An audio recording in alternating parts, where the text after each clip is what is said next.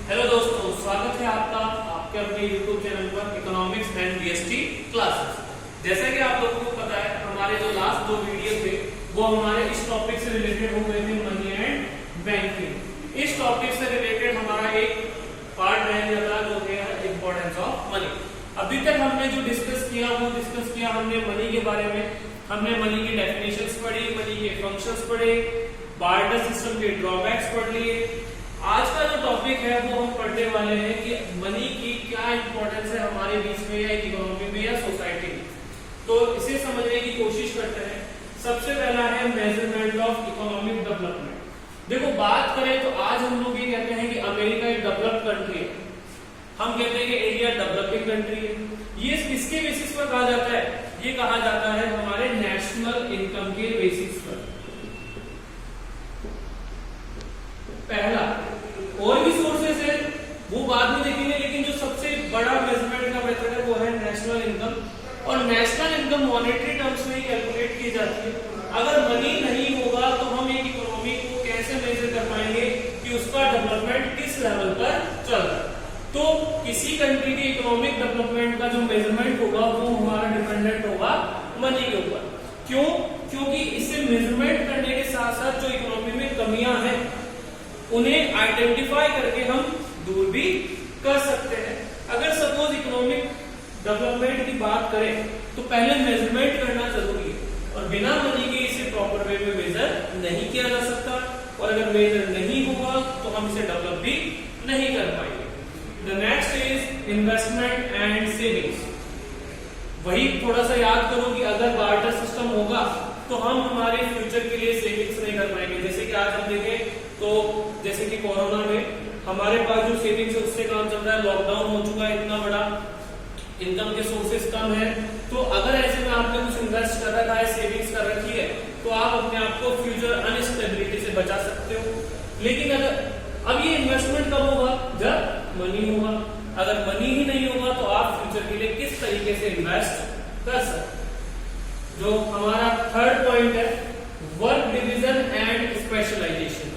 हम लोग देखते हैं कि कंपनी में मैनेजर का जो इनकम है या जो पैकेज है वो ज्यादा होता है in comparison to labour class. Labour में भी कैटेगरीज होती है, जो फॉरमैन होते हैं, जो सुपरिटेंडेंट होते हैं उनको थोड़ा ज्यादा मिलता है, जो लोअर क्लास के लेबर होते हैं उन्हें थोड़ा कम मिलता है। ये किसके? ये वर्क डिवीजन हो रहा है। स्पेशलाइजेशन, जो एक्सपर्ट्स उन्हें एडिशनल पैसा मिल रहा है, क्यों? ताकि उन्हें प्रमोट किया जा सके, मोटिवेट किया जा सके।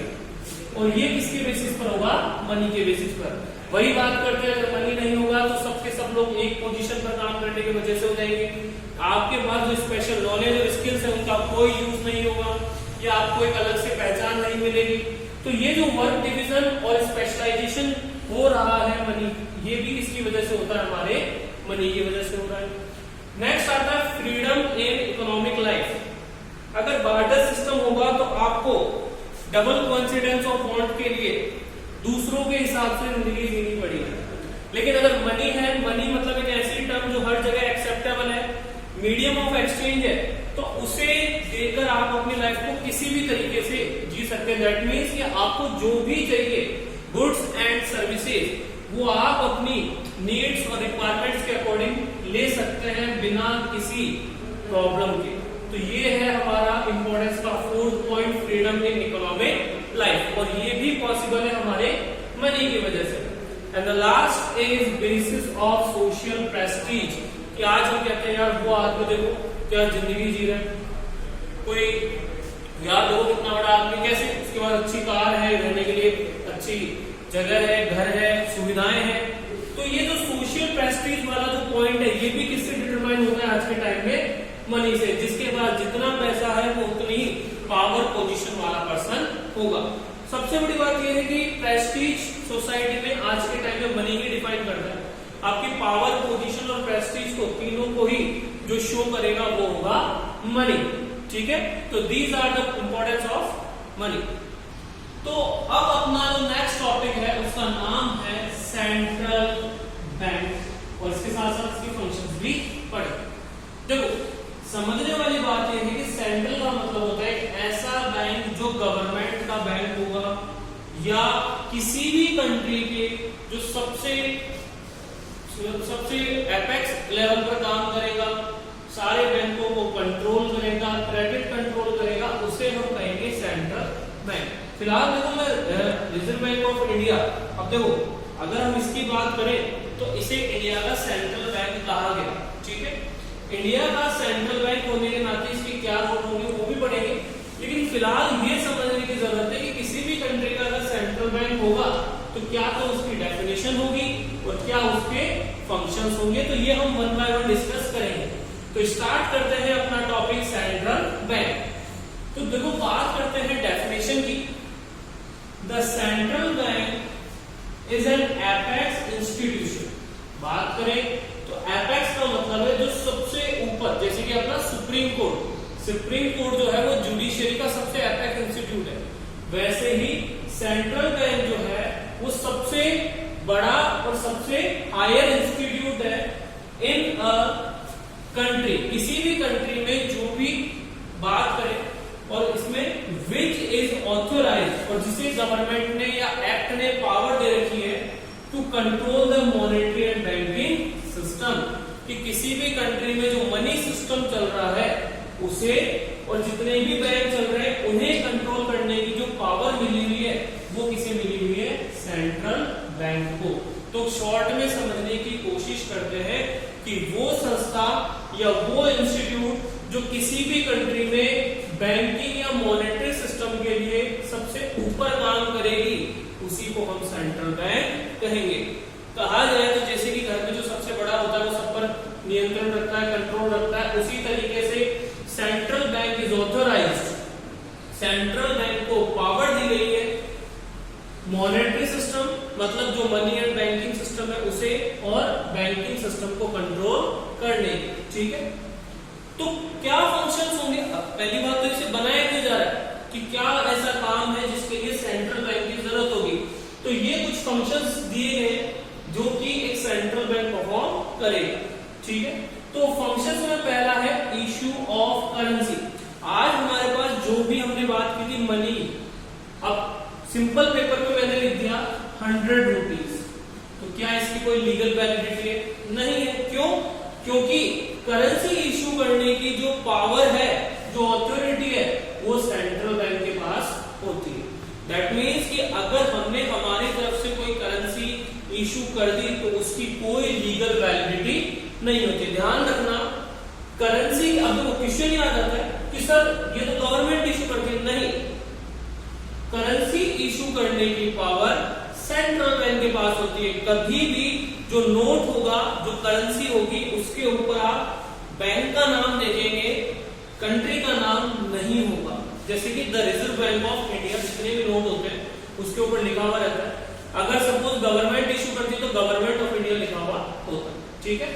तो जो करेंसी इशू, अब करेंसी में दो आ जाते हैं, एक तो नोट जिसे पेपर करेंसी कहते हैं, दूसरे कॉइन्स, ये दोनों ही इशू करने की पावर सेंट्रल बैंक के पास होती है। अब इसमें भी एक थोड़ा सा लॉजिक ये है कि कितने के भी नोट हो, चाहे 2 का, 5, 10, 20, 50, 100, 500 और 2000। फिलहाल 1000 के नोट डिमोनेटाइजेशन में बंद हो गए थे, इस पर 500 लेने आए। तो ये जितने भी हैं और इनके कॉइन्स 2 के, 5 के, 10 के, ये कौन इशू करता है? हमारा सेंट्रल बैंक, जो भी कौन है? Reserve bank of India.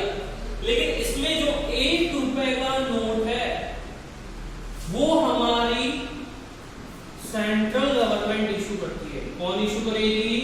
Central government. तो इस पर सिग्नेचर किसके होंगे? जैसे कि इन नोटों पर तो आरबीआई गवर्नर के सिग्नेचर होते हैं और इस नोट पर आपके जो सिग्नेचर होंगे वो होंगे फाइनेंस सेक्रेटरी के। तो समझ में आया कि इशू ऑफ करेंसी में भी थोड़ा सा ये लॉजिक हमारा चलता है। अब हम बात करते हैं सेकंड पॉइंट की, जो कि है बैंकर्स बैंक एंड कंट्रोल। देखो, हमें पैसा चाहिए या पैसे डिपॉजिट करवाने हम जाते हैं बैंक के पास, कि जो नॉर्मल पर्सन है वो जाएगा बैंक के पास, और अगर बैंक को जरूरत है बैंक कहां जाएगा? वो जाता है सेंट्रल बैंक के पास। मतलब कि हमें पैसा चाहिए हम बैंक के पास, और बैंक को पैसा चाहिए तो वो सेंट्रल बैंक के पास। मतलब कि बैंकों का भी बैंक होगा, और प्लस बैंकों को जो कंट्रोल करेगा, बैंकों को जो रेगुलेट करेगा, उसे हम कहेंगे सेंट्रल बैंक। ठीक है, अब बैंकों को कंट्रोल करने की जरूरत है। एक्चुअल में देखा जाए तो पहले जब बैंकिंग सिस्टम स्टार्ट हुआ था तो वो प्राइवेट फर्म्स थी जो कि अपने प्रॉफिट के लिए काम करती थी, लेकिन बैंकिंग सिस्टम एक देखा जाए तो कंट्री में एक ब्लड की तरह काम करता है आज के टाइम में। तो इसे कंट्रोल करना ताकि वेलफेयर ज्यादा हो सके वो जरूरी है, इसीलिए ये कंट्रोलर का काम जो है वो सेंट्रल बैंक करता है। ठीक है, थर्ड आता है गवर्नमेंट बैंक। अब हमारी कंट्री में फॉरेन से ट्रांजैक्शंस होते हैं, तो गवर्नमेंट को जो रिप्रेजेंट करेगा, गवर्नमेंट के लिए प्राइवेट बैंक नहीं होते, तो ये गवर्नमेंट का बैंक है, फॉरेन से फंड आ रहे हैं या यहाँ से फंड जा रहे हैं, ठीक है, गवर्नमेंट के इंस्ट्रक्शन फॉलो कर रहे हैं, तो ये गवर्नमेंट के बैंक के काम करेगा। प्लस गवर्नमेंट का बैंक का मतलब है कि गवर्नमेंट को इन्वेस्ट करना है, गवर्नमेंट को फाइनेंशियल एडवाइस चाहिए, जो भी काम है वो कौन करेगा, आपका सेंट्रल बैंक करेगा। ठीक है, नेक्स्ट आता है custodian of foreign exchange. Foreign exchange की बात करें तो foreign currency like $1 equals to ₹70, तो ये जो है ये फॉरेन एक्सचेंज है कि इसके बदले ये फॉरेन करेंसी मिलेगी। अब क्या होता है कि कोई भी कंट्री इतनी इंडिपेंडेंट नहीं है कि अपनी आप से सारी जरूरतें पूरी कर सके, तो फॉरेन से इंपोर्ट और एक्सपोर्ट करना पड़ता है। इंपोर्ट का मतलब है कि ये हमारी कंट्री है, फॉरेन से गुड्स आना खरीदना ये इंपोर्ट है, और यहां से गुड्स जब बाहर जाएंगे तो उसे हम कहेंगे एक्सपोर्ट। तो इसके लिए हमारे पास फॉरेन करेंसी का होना जरूरी है।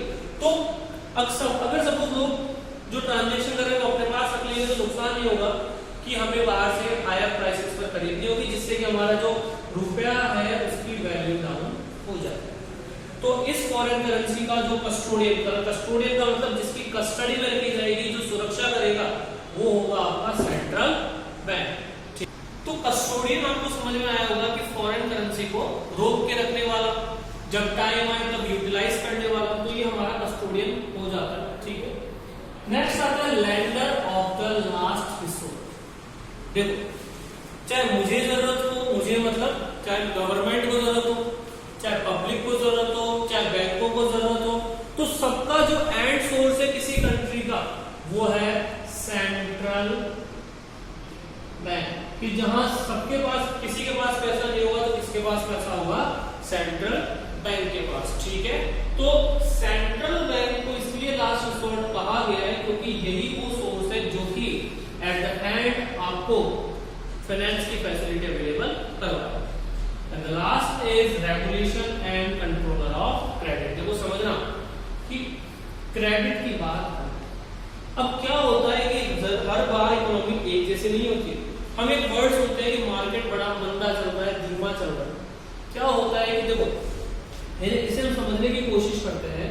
सपोज ये एक मार्केट है और मार्केट में अगर मनी सप्लाई कम होगी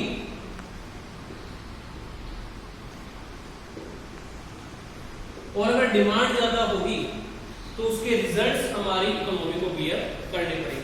तो क्या होता है, दो काम चलते हैं, या तो चलती है इकोनॉमी में इन्फ्लेशन, जहां मनी सप्लाई ज्यादा होती है डिमांड से, ठीक है। एक होती है आपकी डिफ्लेशन, जहां मनी सप्लाई आपकी कम होती है डिमांड से। तो इन दोनों सिचुएशन को ही बैलेंस करने को, ठीक है, ये कंट्रोल ऑफ क्रेडिट कहलाता है। तो इसके लिए क्या मेजर्स होंगे, ये जो हमारा लास्ट फंक्शन है इसको डिटेल में भी पढ़ना होगा। क्या होता है कि कंट्रोल करने के दो मेथड होते हैं, क्वांटिटेटिव और क्वालिटेटिव। तो इसे पढ़ने के लिए हम नेक्स्ट क्लास का वेट करेंगे। फिलहाल ये समझिए कि थोड़ा सा रिवीजन कर लेते हैं। एक ऐसा बैंक जो कि कंट्री का हायर इंस्टीट्यूट होगा, जो कि मॉनेटरी बैंकिंग सिस्टम को कंट्रोल करेगा, उसे हम कहेंगे सेंट्रल बैंक। इंडिया के सेंट्रल बैंक का नाम है रिजर्व बैंक ऑफ इंडिया। क्या फंक्शन होंगे, करेंसी इशू करोगे आप, बैंकों के बैंक और बैंकों को कंट्रोल करने का काम करेंगे, गवर्नमेंट के बैंक की फॉर्म वेस्टेज को जितनी भी है उसको कस्टोडियन मतलब सिक्योरिटी में रखने का काम करेंगे, lender of the last resort की अंतिम जगह जहां आपको पैसा मिलेगा, और क्रेडिट को कंट्रोल करने का काम करेंगे। उम्मीद है आपको समझ में आएगा। फिर भी कोई डाउट रह जाता है तो आप लोग कमेंट बॉक्स में डाउट पूछ सकते हैं। Thank you so much.